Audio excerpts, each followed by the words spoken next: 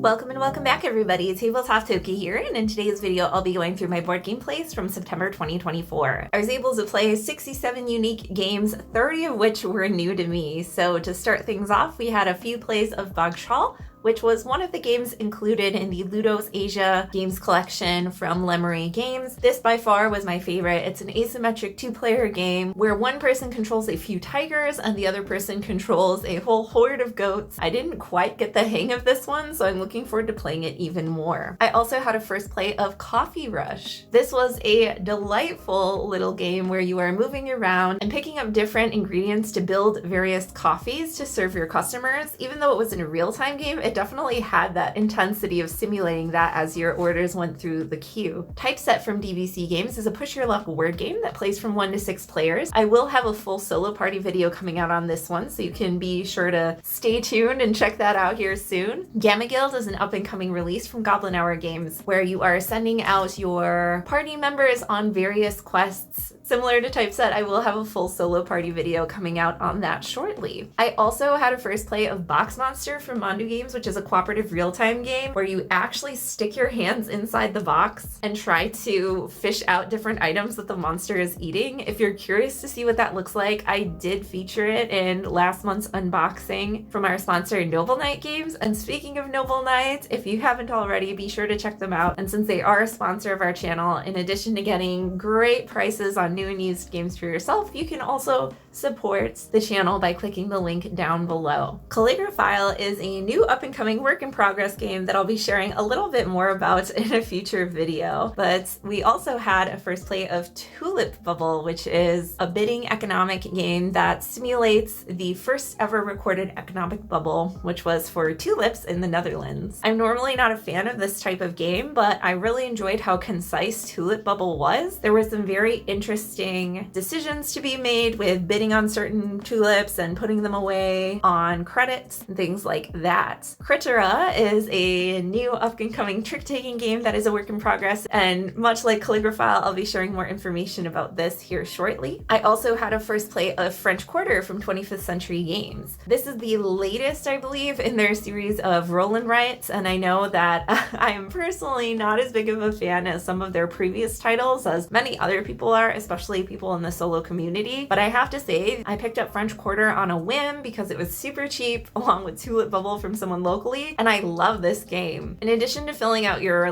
bubble spreadsheet, you have your buildings, but you're actually moving around on the grid, going to different locations in the French Quarter, and I found it to be very thematic because if you take certain activities like partying too much, for example, you accumulate what I assume is fatigue, because what else could it be, where instead of walking up to 2 blocks, you can only walk a maximum of 1 block. And if you continue to party too much, you actually have to go to jail and then have numbers that you can't use moving forward. So while I only did get to play it once so far, I now have it laminated and I'm really looking forward to playing it some more this coming month. River of Gold is a newer title that came out as well. This really kind of felt like a reskinned, slightly more modernized version of something like Monopoly, where you are claiming certain sections of ports along the board and trying to get majorities in certain areas of influence. I wouldn't say that this was necessarily my favorite game based on the fact that everything is determined by a die roll, which you can manipulate, but that's one of the very few resources that you can use in order to do that. Lata was a game that, I'll be honest, I did not enjoy, which is very sad because Cafe from the same publisher is one of my favorite small box card games. In Lata, you are programming and collecting different types of ingredients to build and then ship out and fulfill orders for various types of fish. This one fell flat for me because you had to use your actions to bid on turn order. While I do like a lot of tight decision making and tight action planning in a game, this one didn't necessarily feel like it paid off because you weren't necessarily guaranteed something if you bid more actions. Sunshine City is a roll and write game from Peter C. Hayward. I got to try the free print and play option and it was really interesting. Based on the dice that you roll, you move your little workers around around and collect different resources, getting combos and upgrades. I'm really curious to see what some of the other maps have as well, in addition to everything provided in the demo map. Astrios was a tile laying game where you're lining up different constellations and trying to enclose certain areas. There was a little bit more here than I thought there was upon first glance, but I wouldn't say it's enough for me to consider wanting to get a copy for my collection. Holiday Hijinks #1, The Crinkle Caper, was my first foray into the 18-card escape room games by Jonathan Schaefer. This was another one that I got from our sponsor Noble Knight Games. The first puzzle or two felt very easy, but by the time we finished that 18th puzzle, I felt like it was really fulfilling, so I'm looking forward to picking up more of these in future orders. Acornism is another tile laying game, and although this one was very adorable, I didn't necessarily feel like I had a lot of agency as a player. It was very random in terms of what tiles you drew and adding up to exact certain numbers. There was also just a tile that was objectively better than all the others that had a magic acorn that could fulfill any number. So that wasn't necessarily my favorite, even though the illustrations were very adorable. I also had a first play of Bananagrams. I got the world's smallest Bananagrams, which is super tiny. I had not realized that Bananagrams, in addition to being a word game, which I love, is a speed game, which I love. But there are many different variations of Bananagrams that you can play. I just really couldn't resist that super tiny version that I got. I'm a little anxious about losing the pieces, but overall it was a really good time. Lone Wolves is a 2-player trick-taking game that is a reskin, I believe. While I did really like the mechanics of this game, vying for different territories, I have to say that I really hated the artwork and the presentation of the game, and I haven't had time to look into the original version that it's based off of. Chances are I might like that theme and artwork a little bit more, and that might be one that I end up looking for because the mechanics were really solid. Motley is a really interesting pattern building game where you have a prompt and you're trying to create a word based on the backs of the cards, but they have these crazy looking shapes and colors. I'm a big fan of games like Imagine that are like charades in this arena, but I really enjoyed Motley because it took those ideas and abstracted them even further with these really interesting shapes. Middle Ages is another game that is a reskin update of, I believe it's called, oh, I forget,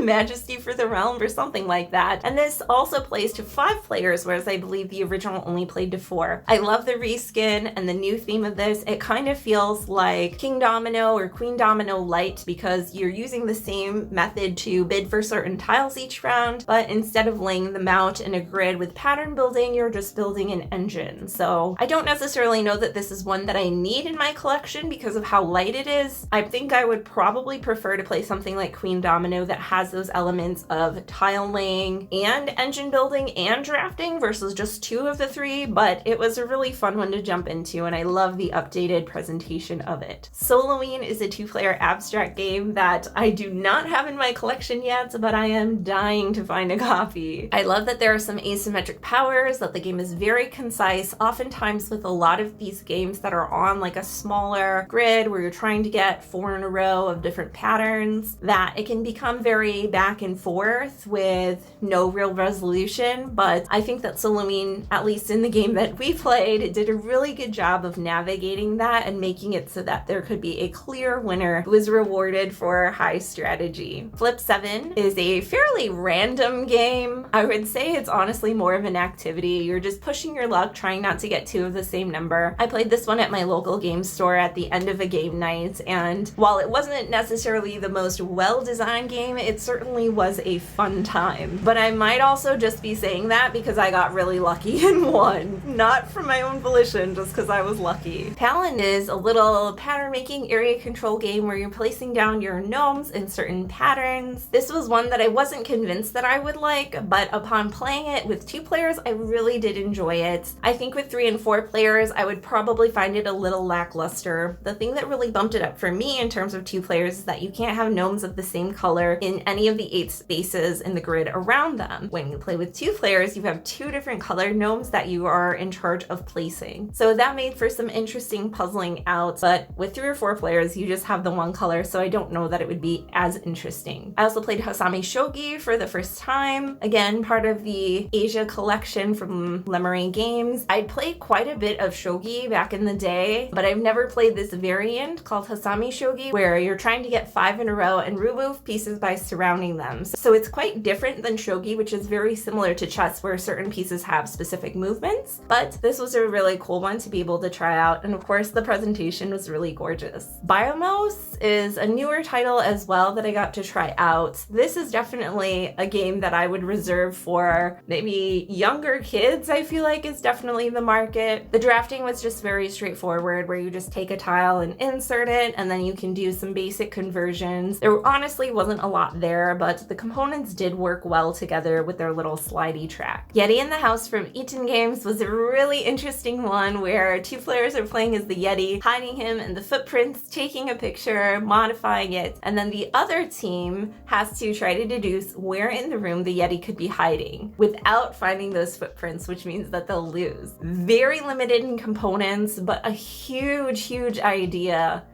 that I think was just so creative. I've never played a game quite like it, and I'm really looking forward to playing it again, especially in new environments. Yatanori is also a game from the Asia collection, this time from Korea, and it is a racing game. It's very similar to Parcheesi or Trouble, so pretty random, but I think that this implementation of it was really gorgeous. Jarmo is another 2-player abstract game. This out of the 4 was probably the one that was my least favorite. I think it went over my head a little bit, perhaps, but essentially you're moving your pieces, trying to get to the other side where your opponent's camps are, but all of the lines don't necessarily line up in a perfect grid, and once you capture one of your opponent's pieces, it's removed. I think I'll have to play this one more to really grasp the strategy of it, but that first play was definitely an interesting one. Caparose is a water dexterity game from Eaton. Need I say more? It was quite interesting. Again, never played anything quite like it. I do have this one on the unboxing as well from Japan, along with Nice Egg from Eaton, which is a dexterity game where you're cracking eggs and trying to get the yolks to land on the egg white, sometimes knocking out other people's yolks or having the yolk that is closest to the original Nice Egg. And Wobbly Edamame Balance is a game that is exactly how it sounds, another dexterity game from Japan where you are trying to balance little edamame beams on a wobbly platform. Need I say more? It's all in the title. So there you have it, 67 unique games this month, 30 of which were new to me. Let me know in the comments down below what you've been playing recently or what you're looking forward to playing this month. Again, a huge shout out to our sponsor, Noble Knight Games. Without them, I definitely wouldn't be able to play all of these new and exciting games each month and share them with you, so feel free to check them out in the link down below. That's about all the time we have for today. Thanks so much as always for being here, and I'll see you next time. Bye.